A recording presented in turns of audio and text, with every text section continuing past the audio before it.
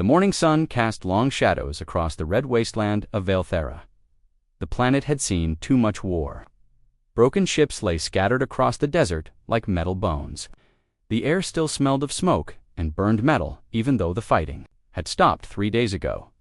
In the ruins of an ancient temple, something moved. It was huge and white, like a mountain of pearl that had learned to breathe. The albino dragon Bekriong lay among the fallen stone columns, his massive body barely fitting in what had once been a sacred hall. His breathing was slow and painful. Each breath sent ripples of agony through his ancient form. Bekriong was old. 3,000 years had passed since his hatching.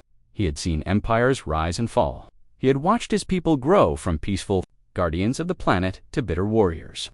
Now he was the last of his kind, the final albino dragon in a universe that had forgotten the beauty of his rare bloodline. His scales, once pure white, like fresh snow, were now cracked and blackened. Dark blood seeped from dozens of wounds across his body. The worst injury was a gaping hole in his chest, where a plasma cannon had nearly pierced his heart.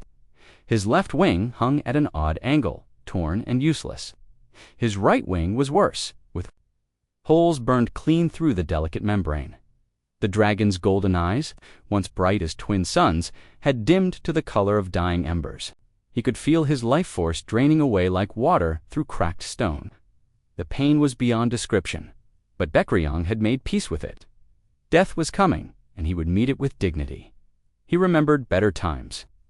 Long ago, before the war, his people had lived in harmony with the smaller races. Dragons had been teachers and protectors. They had shared their knowledge of the planet's mystical energies. Children of all species had played in the temple gardens while their parents learned the old ways, but fear had poisoned everything.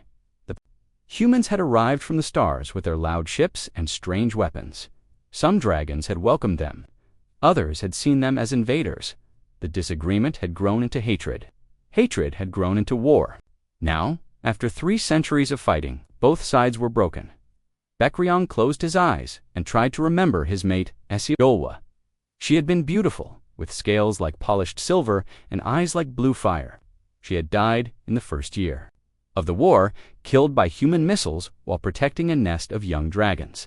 Their eggs had died with her. He thought of his brother Chengriang, who had led the dragon armies for 200 years before falling to human plasma weapons. He remembered his sister Gumriang, who had tried to make peace and had been killed by extremists from both sides, all gone now, all dead. And soon he would join them.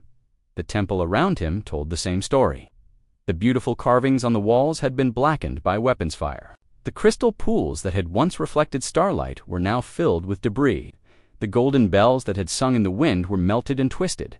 This had been the temple of eternal harmony.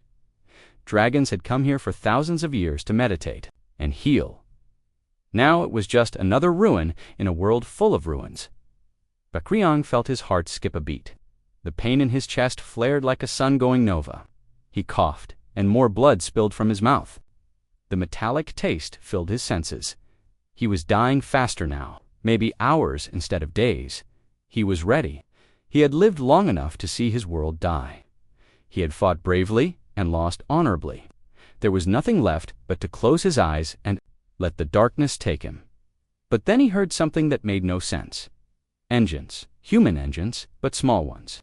Not the deep roar of warships, but the high whine of a scout craft. Why would humans come here? The war was over. The peace treaty had been signed. There was nothing left in the wasteland worth taking. The sound grew louder.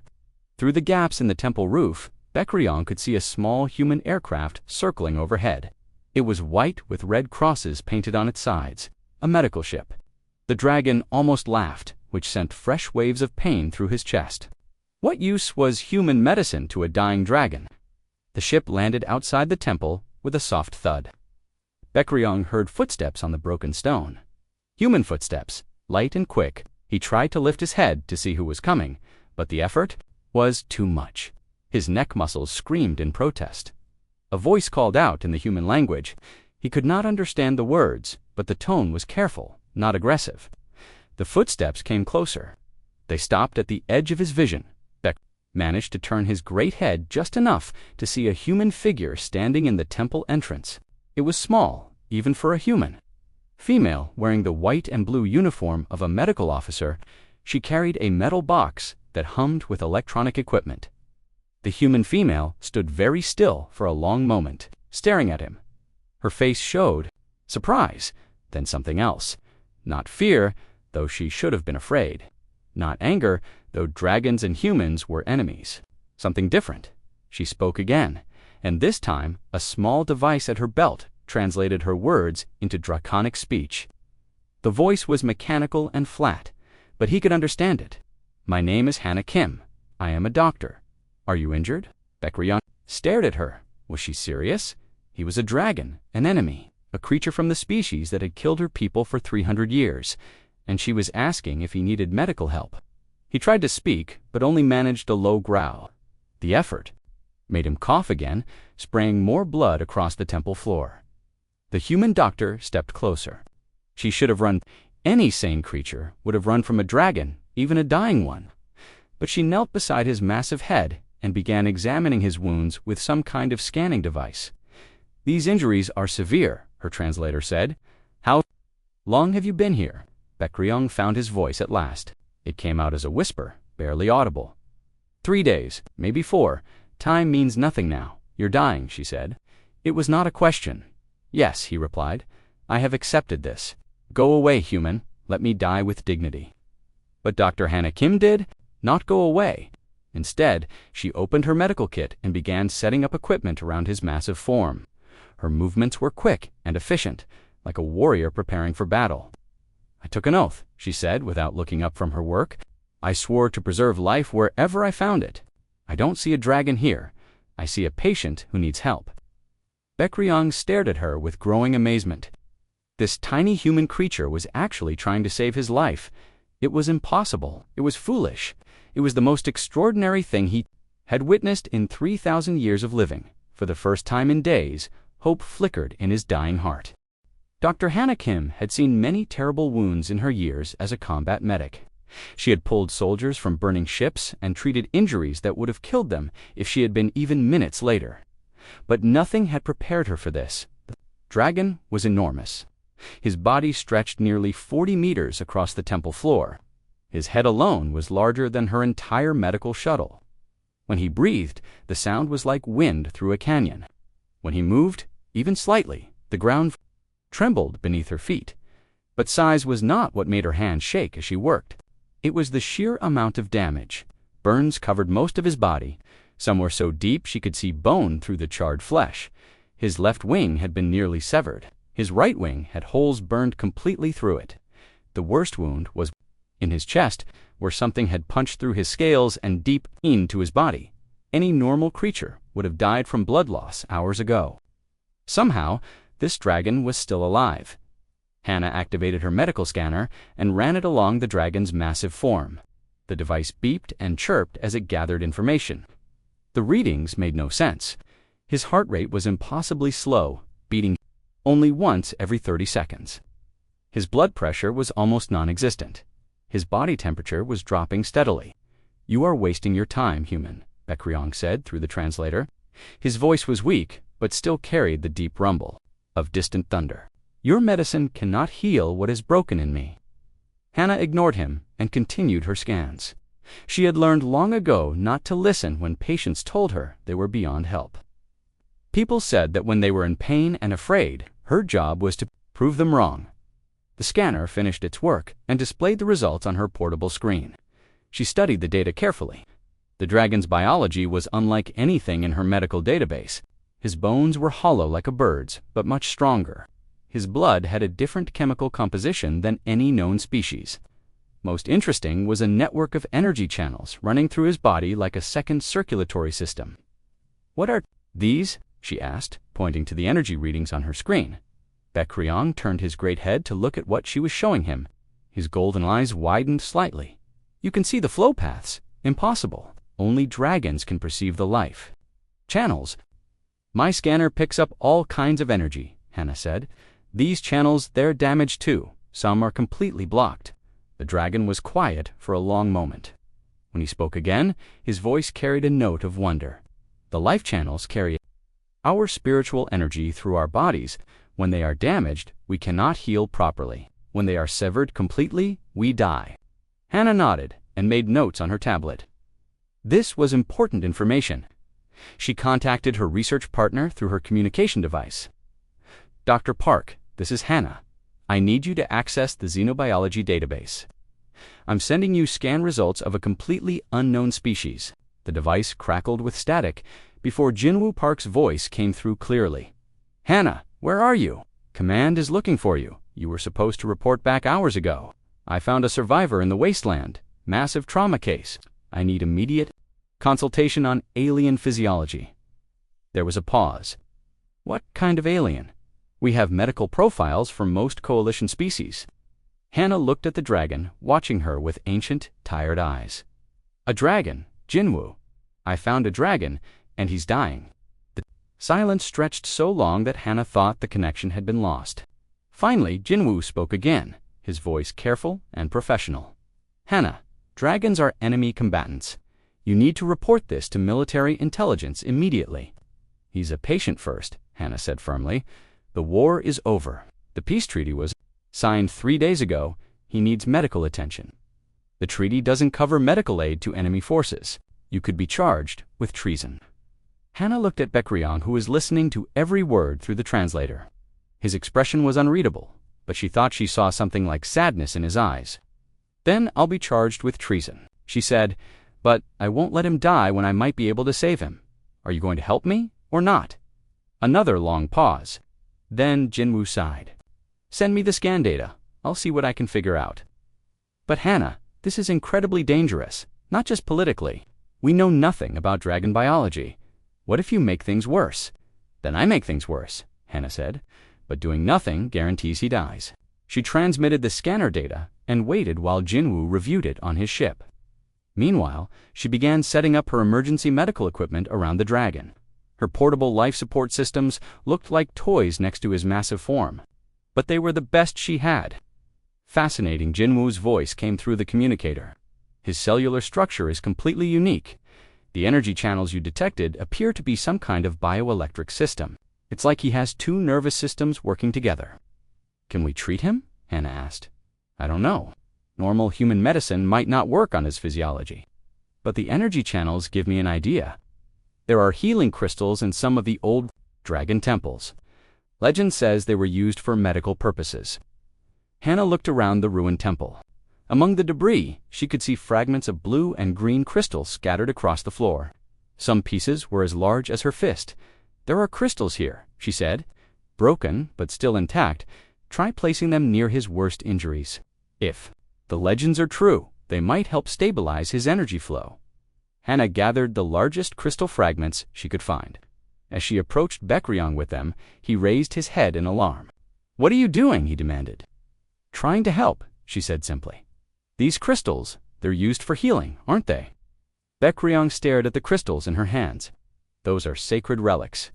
They have been blessed by dragon priests for thousands of years. Humans cannot use them. Maybe not, Hannah said, but maybe they'll work if you want them to. She placed the largest crystal near the gaping wound in his chest.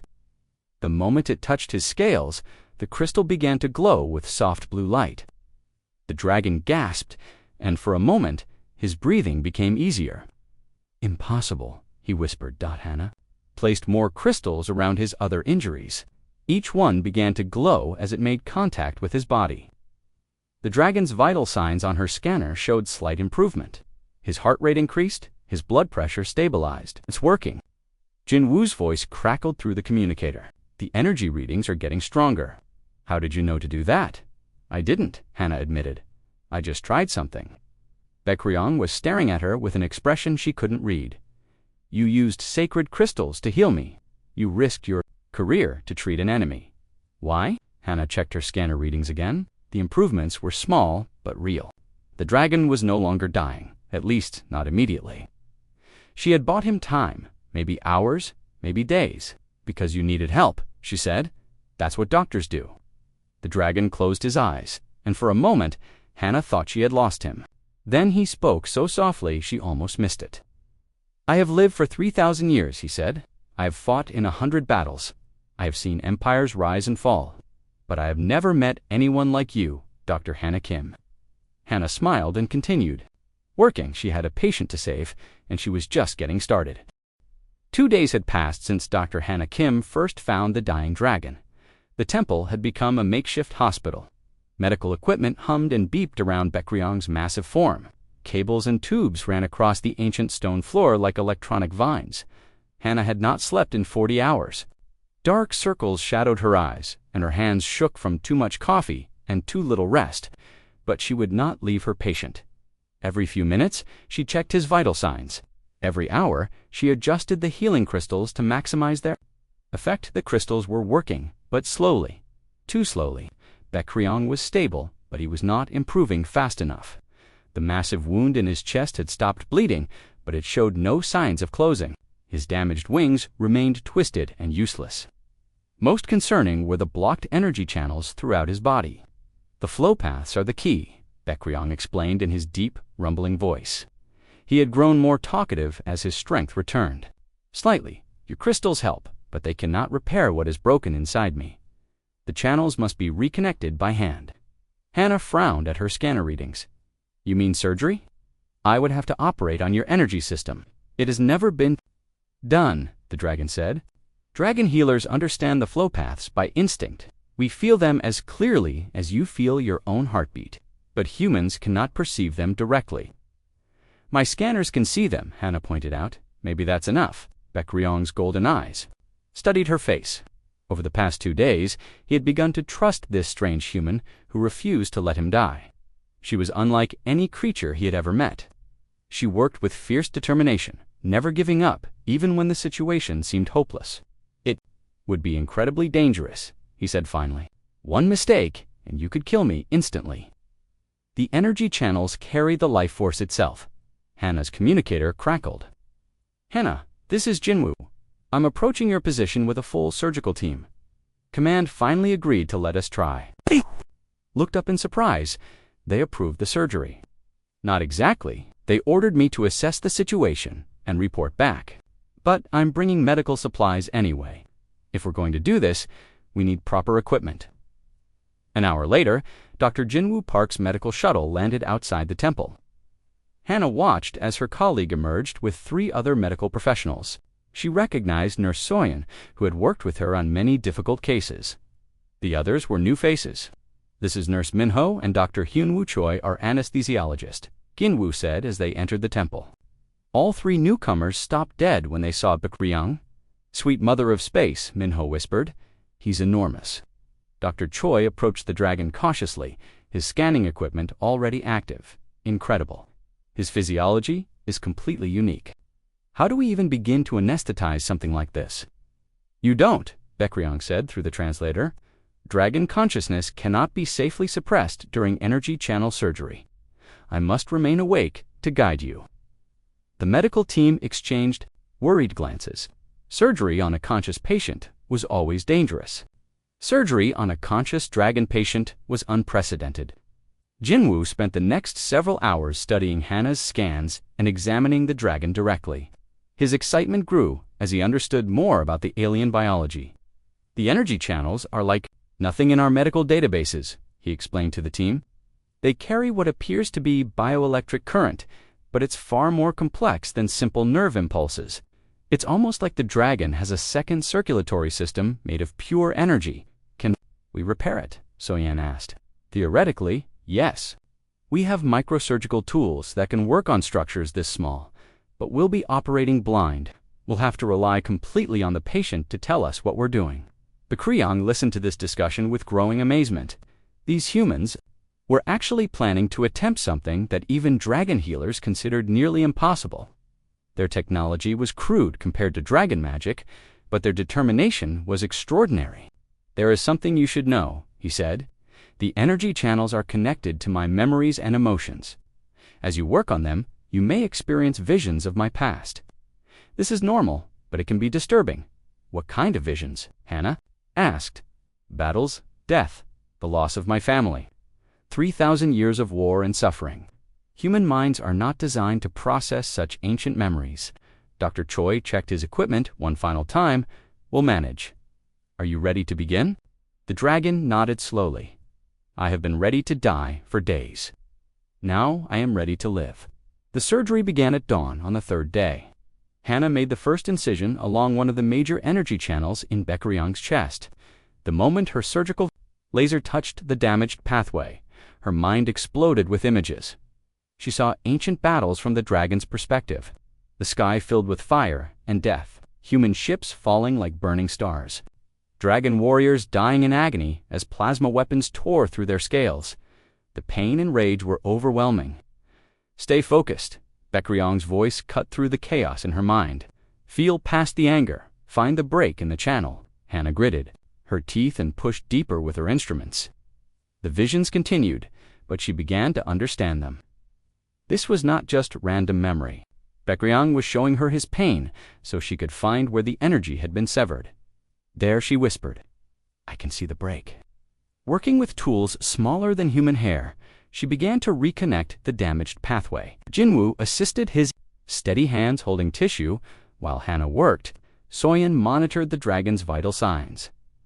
Dr. Choi managed the complex mix of painkillers that kept Bekryong stable without interfering with his consciousness. The first repair took 3 hours. When Hannah finally stepped back, sweat dripping from her face, the scanner showed a faint glow returning to the energy channel. It's working, Jinwoo said in amazement. The energy is flowing again. But they had repaired only one small section. Dozens of other channels remained blocked or severed. The surgery would take days to complete. As they worked, Bekryong shared more than just his memories. He began teaching them about dragon physiology, explaining the subtle differences between energy types and flow patterns. His knowledge, combined with their technology, created possibilities neither species had imagined. Your people are remarkable, he told Hannah during a brief rest. You attack impossible problems as if they were simple puzzles. No dragon would attempt what you are doing. Maybe that's why it's working, Hannah replied. We're too stupid to know it's impossible. The dragon actually laughed, a sound like distant thunder. Perhaps stupidity and courage are the same thing. On the fourth day, they made a breakthrough. While repairing a major energy hub near the dragon's heart, something unexpected happened. The human nanotechnology in Hannah's surgical tools began interacting with the dragon's energy system. Instead of simply reconnecting damaged pathways, the tools started enhancing them. The energy flow is increasing beyond normal levels. Dr. Choi reported his healing rate just doubled. Bekryong's eyes widened. I can feel it.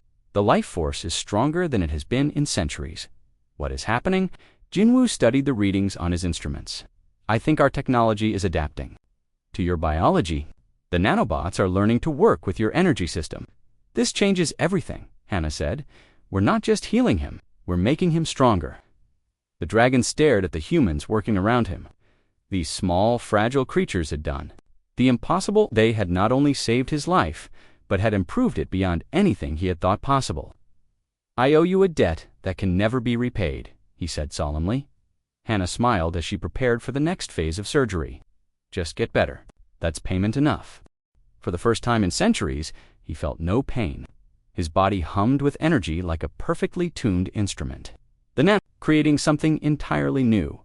Dr. Hannah Kim sat beside his great head, checking readings on her tablet. She looked exhausted, but happy. She asked Bekryong, lifted his massive head without effort. The movement that had been agony just days before now felt natural and easy. My energy flows like a river after the spring thaw. Jinwoo approached with his scanning equipment. The dragon experimentally moved his wings. The torn membranes had healed, completely stronger than before. New scales had grown over his wounds, gleaming pearl white without a single scar. Even his claws had regrown, sharper and more perfect than they had been in his youth. This is impossible, Bekryong whispered. I am stronger now than I was 300 years ago. Dr. Choi ran another series of tests. Your cellular regeneration rate is off the charts. You're healing faster than any known species. Soyeon stepped forward with a concerned expression. Is this safe? We've never seen biological integration like this before. It feels natural, Bekryong assured her. The human technology is not fighting my dragon nature. It is enhancing it. I can feel the nanobots learning from my energy patterns, becoming part of me. His wings healed completely, allowing him to stretch them to their full 40-meter span. Most remarkably, his energy channels had become more efficient than ever before in his long life. But the changes were not just physical. The shared memories during surgery had created an unexpected bond between the dragon and his human healers. Baekryong found himself thinking in new ways, influenced by human perspectives on problem-solving and cooperation. "Your people fascinate me," he told Hannah as they walked through the temple grounds. She looked tiny beside his massive form, but she showed no fear. Dragons approach challenges with raw power and ancient wisdom. Humans use creativity and stubborn determination together. These approaches create possibilities neither could achieve alone. Hannah nodded thoughtfully. "That's what I've been thinking too. Your energy system teachings combined with our medical technology could revolutionize healing for both species." "There is something else," Baekryong said carefully. "During the surgery, I shared not just my memories, but also knowledge that has been passed down through dragon generations. Ancient secrets about this planet's energy fields, healing techniques that predate human civilization." Jinwoo looked up from his equipment with excitement. "What kind of techniques?" "Ways to accelerate cellular regeneration using planetary energy, methods to repair genetic damage that your people consider incurable, treatments for diseases that affect the soul as well as the body." The implications were staggering. Hannah realized they had stumbled onto something that could transform medicine across the galaxy, but she also understood the political complications. "The war may be over," she said, "but there's still a lot of hatred between our species. Not everyone will welcome this kind of cooperation.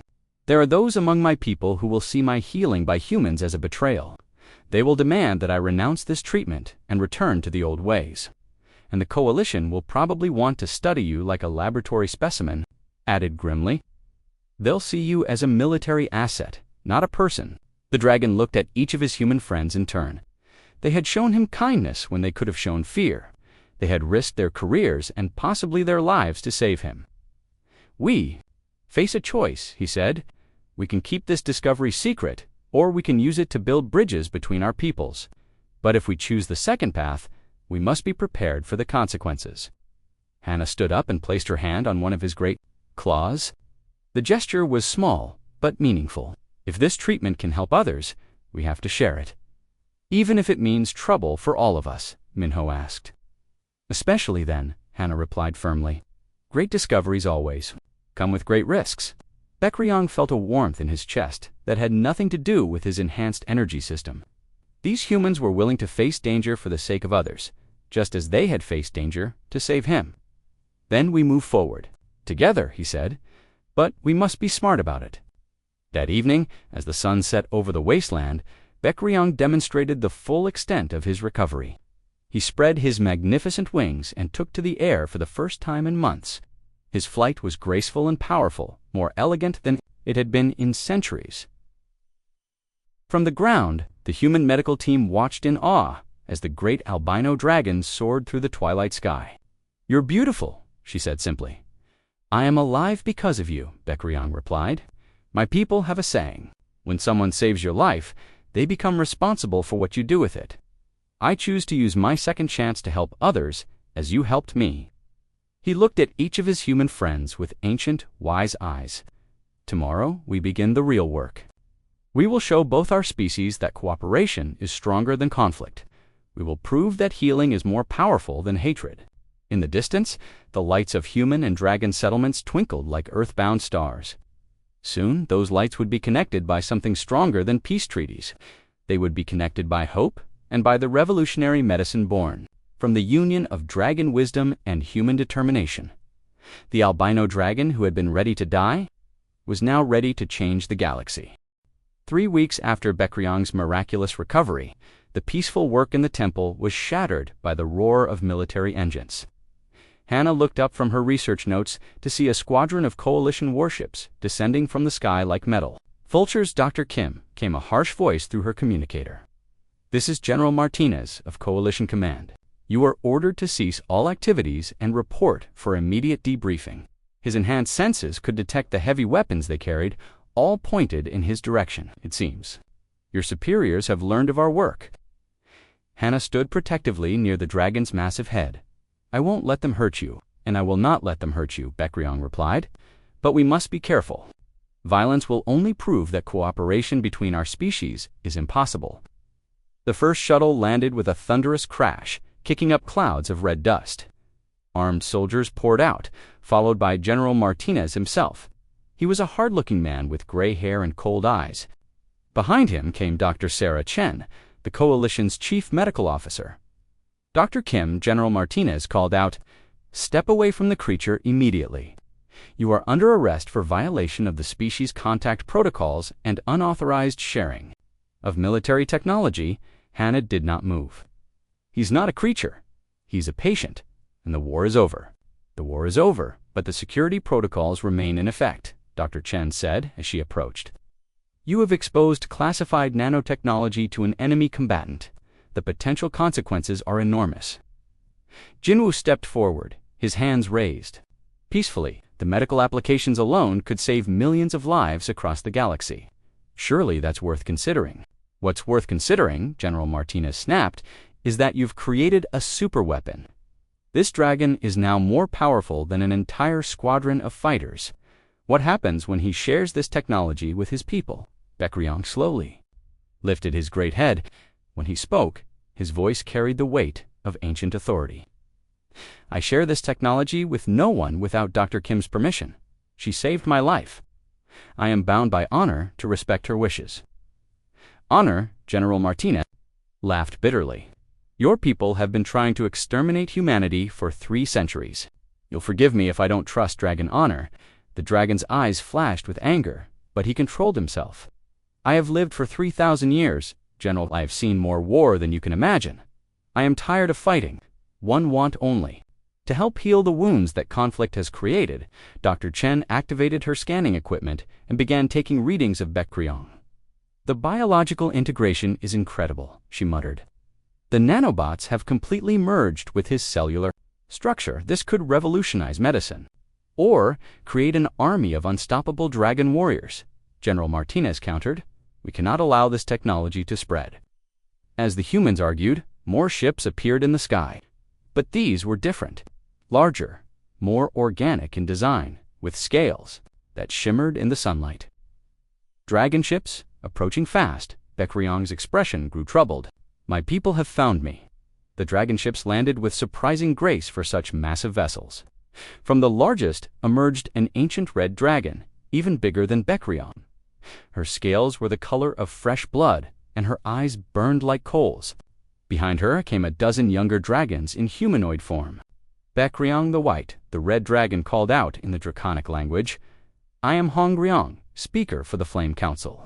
You have brought shame upon all dragon kind." The translator converted her words for the humans, but the anger in her voice needed no translation. Bekryong rose to his full height, his pearl-white scales gleaming in the afternoon sun.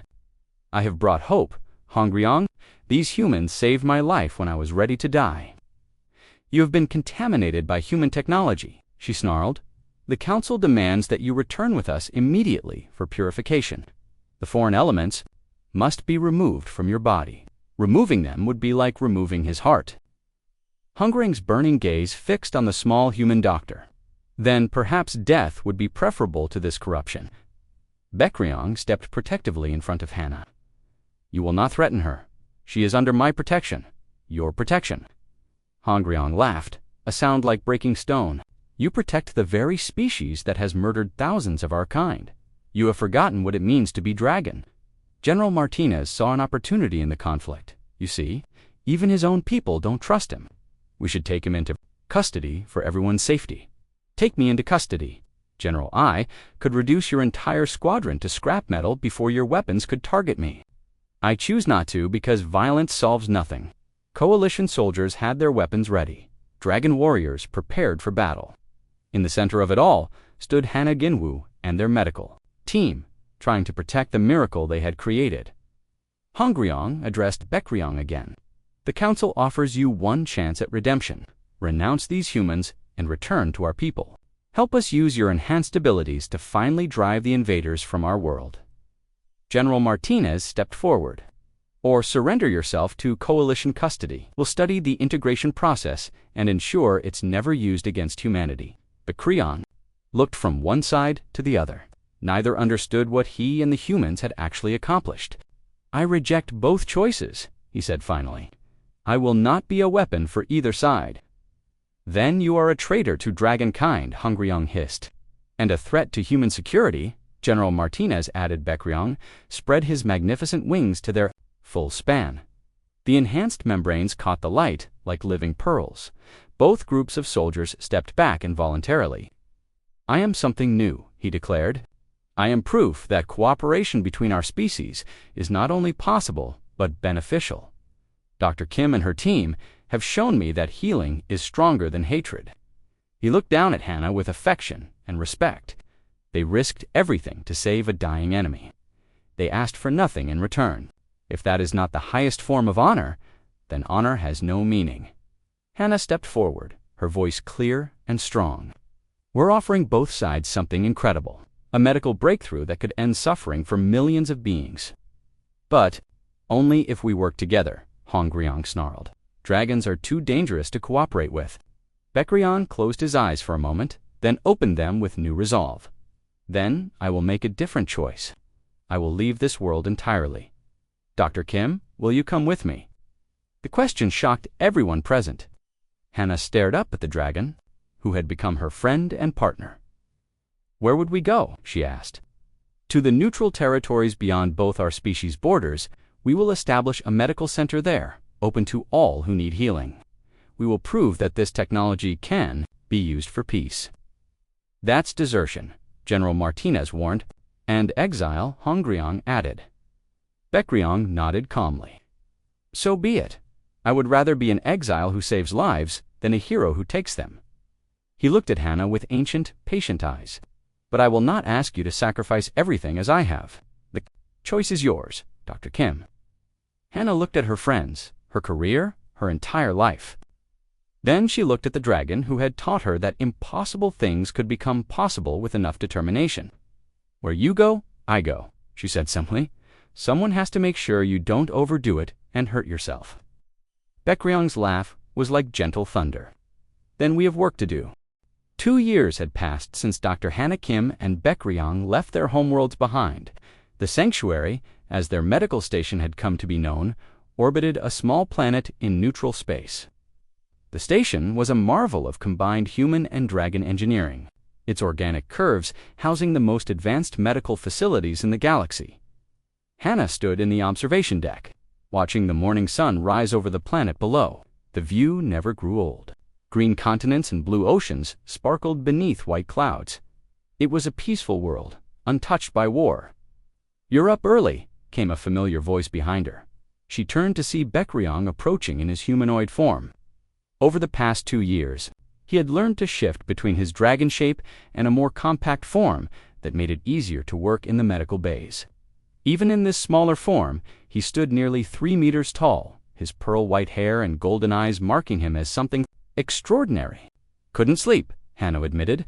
"Today's graduation ceremony has me nervous." Bekryong smiled. "Nervous? You? The woman who performed surgery on a dying dragon without knowing if it would work. That was different. That was just one patient. Today we're releasing 50 new healers into the galaxy. Each one carries the potential to save thousands of lives." They walked together toward the main medical bay. The sanctuary had grown far beyond what either of them had imagined. What started as a simple medical station had become a full university, teaching the revolutionary healing techniques born from the merger of human technology and dragon wisdom. The students were already gathering in the main hall. Hannah felt a surge of pride as she watched them. Humans and dragons worked side by side, along with representatives from dozens of other species. They wore the distinctive white robes of the sanctuary, marked with the symbol of a dragon and human. Hand-clasped together, Dr. Kim called out a young human woman with bright eyes. "I wanted to thank you again for accepting my application. My homeworld has been waiting for this technology for years. Just promise me you'll use it wisely, Mingy," Hannah replied. "With great power comes great responsibility."